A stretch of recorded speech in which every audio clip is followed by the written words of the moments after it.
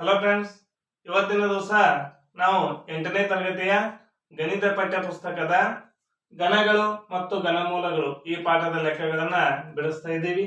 ಪ್ರಶ್ನೆ ಹೀಗಿದೆ ನೋಡಿ: ಕೆಳಗಿನ ಸಂಖ್ಯೆಗಳನ್ನು ಪೂರ್ಣ ಘನಗಳನ್ನಾಗಿ ಮಾಡಲು ಕನಿಷ್ಠ ಯಾವ ಸಂಖ್ಯೆಯಿಂದ ಗುಣಿಸಬೇಕು ಎಂದು ಕಂಡುಹಿಡಿಯಿರಿ.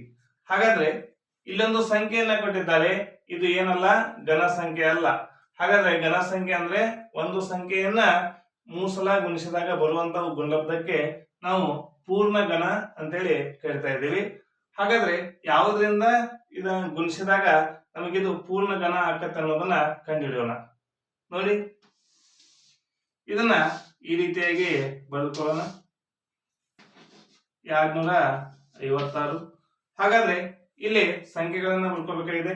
ಲಸ ಮೊಸವನ್ನು ಮಾಡುವಂತಹ ರೀತಿಯಲ್ಲಿ ನಾವಿಲ್ಲಿ ಅವಿಭಾಜ್ಯ ಅಪವರ್ತನಗಳನ್ನ ತಿಳಿದುಕೊಳ್ಳೋಣ. ಹಾಗಾದ್ರೆ ಅವಿಭಾಜ್ಯ ಅಪವರ್ತನ ಅಂದ್ರೆ ಕೊಟ್ಟಂತ ಒಂದು ಅವಿಭಾಜ್ಯ ಅಪವರ್ತನ ಅಂದ್ರೆ ಯಾವ ಸಂಖ್ಯೆ ಅದೇ ಸಂಖ್ಯೆ ಬಿಟ್ಟು ಬೇರೆ ಯಾವುದೇ ಸಂಖ್ಯೆದಿಂದ ಭಾಗ ಹೋಗುವುದಿಲ್ಲ, ಅಂತಹ ಸಂಖ್ಯೆಗಳಿಗೆ ನಾವು ಅವಿಭಾಜ್ಯ ಅಪವರ್ತನ ಅಂತ ಹೇಳ್ತೀವಿ. ಆ ಅವಿಭಾಜ್ಯ ಅಪವರ್ತನಗಳ ಸಹಾಯದಿಂದ ನಾವು ಈ ಲೆಕ್ಕವನ್ನ ಬಿಡಿಸೋಣ. ಹಾಗಾದ್ರೆ ನೋಡಿ, 256 ಅನ್ನುವಂಥದ್ದು ಸಮಸಂಖ್ಯೆ ಆಗಿದೆ. ಈ ಸಮಸಂಖ್ಯೆ 2ರಿಂದ ಭಾಗ ಹೋಗ್ತಾ ಇದೆ. ಸಮಸಂಖ್ಯೆಗಳು, ಎಲ್ಲಾ ಸಮಸಂಖ್ಯೆಗಳು 2ರಿಂದ ಭಾಗ ಹೋಗುತ್ತವೆ ಅಂತ ನಮ್ಗ ಗೊತ್ತಿದೆ. ಹಾಗಾದ್ರೆ ಇದನ್ನ 2ರಿಂದ ಭಾಗಿಸೋಣ. 2 ಅಂದ್ರೆ 2. 2ರ ಬಗ್ಗೆ ಇಲ್ಲಿ 5 ಇಲ್ಲ, ಅದಕ್ಕಿಂತ ಕಡಿಮೆ ಸಂಖ್ಯೆ 4. 2 2 4, 5 4 ಅಂದ್ರೆ 1 ಉಳಿತು, 16 ಆಯ್ತು. 2 8. ಹೌದಾ? ಇದನ್ನ ಮತ್ತೆ 2ರಿಂದ ಭಾಗಿಸೋಣ. 2 6 2 6 12, 8 ಇದೆ. 2 4 8. ಇದು ಮತ್ತೆ 2ರಿಂದ ಭಾಗ ಹೋಗ್ತಾ ಇದೆ.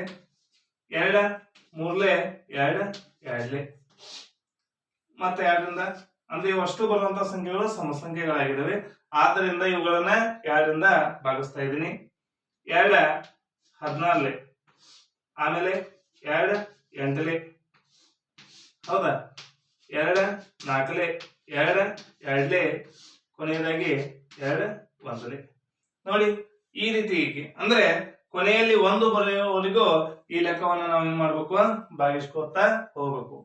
ಹಾಗಾದ್ರೆ ಇಲ್ಲಿ ನೋಡಿ, ಒಟ್ಟ 2ಗಳು 2 ಸಲ ಅದಾವೆ ಅನ್ನೋದನ್ನ ನಾವು ತಿಳಿದುಕೊಳ್ಳೋಣ. 1 2 3 4 5 6 7 8. ಹೌದಾ? ಇದನ್ನ ಈ ರೂಪದಲ್ಲಿ ಬರ್ಕೋತೀನಿ. 2 ಗುಣಿಸು 2 ಗುಣಿಸು 2 ಗುಣಿಸು 2 ಗುಣಿಸು 2 ಗುಣಿಸು 2. ಒಟ್ಟು 2 ಸಲ ಅದಾವೆ. 2 4 6 8 8 ಸಲ ಅದಾವಲ್ಲ. 2 4 6 8. ಹೌದಾ? ಈಗ ನೋಡಿ, ನಾವು ಪೂರ್ಣ ಘನ ಆಗ್ಬೇಕಂದ್ರೆ ಒಂದು ಸಂಖ್ಯೆಯನ್ನ 3 ಸಲ ಗುಣಿಸಬೇಕು. ಹಾಗಾದ್ರೆ ಇದೊಂದು ಗುಂಪಾಯ್ತು, ಆಮೇಲೆ ಇದೊಂದು ಗುಂಪಾಯ್ತು, ಇದೊಂದು ಗುಂಪಾಯ್ತು. ಇದನ್ನ ಬೇಕಾದ್ರೆ ನಾವಿಲ್ಲಿ ಬರೆದುಕೊಳ್ಳೋಣ. 2 ಗುಣಿಸು 2. ಹೌದಾ? ಇಲ್ಲಿದ್ದಂತ 2 ಅನ್ನುವಂತ ಸಂಖ್ಯೆಯನ್ನ ಇಲ್ಲಿ ಬರೆದುಕೊಂಡಿದ್ದೀನಿ. ನೋಡಿ, ಇಲ್ಲಿ 3ರದ್ದು ಒಂದು ಗುಂಪಾಯ್ತು, ಇಲ್ಲಿ 3ರದ್ದು ಒಂದು ಗುಂಪಾಯ್ತು. ಹಾಗಾದ್ರೆ ಇಲ್ಲಿ 2ಗಳು ಎಷ್ಟಿದಾವೆ? 2 ಅಷ್ಟೇ ಇದಾವೆ. ಹಾಗಾದ್ರೆ ಇದು ಪೂರ್ತಿ ಆಗ್ಬೇಕಂದ್ರೆ ನಮ್ಗೆ ಇನ್ನೊಂದು ಏನ್ ಬೇಕು? ಇನ್ನೊಂದು 2 ಬೇಕು, ಇನ್ನೊಂದು 2 ಬೇಕು. ಹಾಗಾದ್ರೆ ಈ ಸಂಖ್ಯೆ ಪೂರ್ಣ ಘನ ಆಗಲು ನಾವು ಯಾವುದರಿಂದ ಗುಣಿಸಬೇಕು? 2ರಿಂದ ಗುಣಿಸಬೇಕು. ಹಾಗಾದ್ರೆ ನೋಡಿ, 256 ಗುಣಾಕಾರ 2. ಈ ಸಂಖ್ಯೆಯನ್ನ 2ರಿಂದ ಗುಣಿಸೋಣ. 2 6 12, ಕೈಲ 1. 2 5 10, 10ಕ್ಕೆ 1 ಕೂಡಿಸಿದಾಗ 11. ಅದೇ ರೀತಿಯಲ್ಲಿ 2 2 4, 4ಕ್ಕೆ 1 ಕೂಡಿಸಿದಾಗ 5 ಆಗ್ತಾ ಇದೆ. ಹಾಗಾದ್ರೆ 512 ಅನ್ನುವಂಥದ್ದು ಏನಾಗಿದೆ? ಪೂರ್ಣ ಘನ ಸಂಖ್ಯೆ. ಇದೇನಾಗಿದೆ?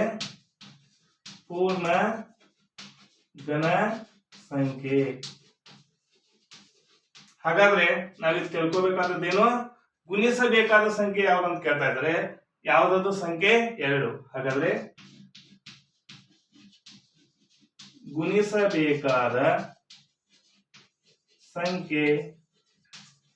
ಗುಣಿಸಬೇಕಾದ ಸಂಖ್ಯೆ ಯಾವುದು? 2.